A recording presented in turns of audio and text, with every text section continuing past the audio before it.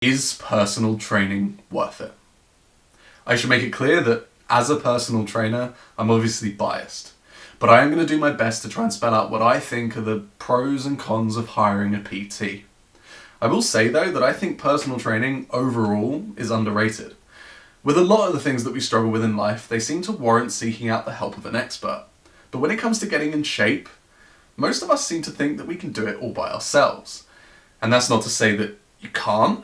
Obviously you can, but as with anything, it's easier with the help of an expert. So let's get into pro number 1, expertise. In all likelihood, your personal trainer knows more about training than you do. They spent years training themselves before they ever made it a career. They put countless hours into learning about this as a hobby, and then they built on that knowledge through practical experience coaching clients. This means that you don't have to go through years of trial and error like they did. You can get straight to the good stuff, and you don't have to worry about what exercises to select, what sets and reps and what rest time. That's all taken care of for you, and given their experience, it's likely going to be a better workout than you could come up with on your own. Pro number 2, accountability. If you're someone who struggles to get to the gym, then the fact that you've paid for a session and your personal trainer's there waiting for you is likely enough to help you get your ass out of bed. And while that seems really basic, it's honestly one of the biggest benefits of having a personal trainer. There have been tons of times where my clients have said, I really didn't want to come for a session today, but I did because I didn't want to let you down. And while that can be accomplished through having a dedicated training partner to keep you accountable, we don't all have that luxury. So one of the biggest benefits of having a personal trainer is just that you're that much more likely to actually get to the gym and train. Pro number 3, safety. Your personal trainer's there to make sure you're performing all your exercises with the best form possible, both to make sure you get the most benefit out of the exercise, but also just to keep you safe. If you're not watching yourself really carefully, it's really easy to build bad habits that are going to cause you injury long term.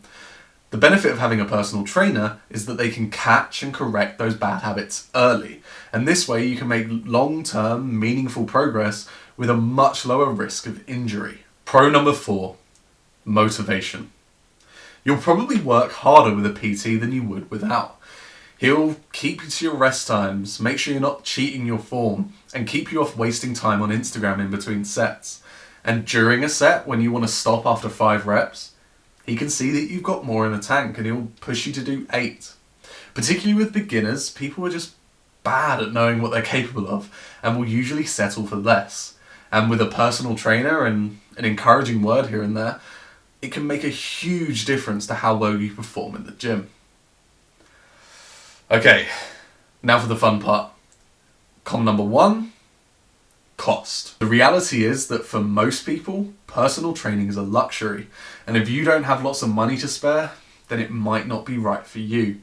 In an ideal world, you'd have a personal training session 3 times a week, and you'd never have to go to the gym without the guidance of your personal trainer.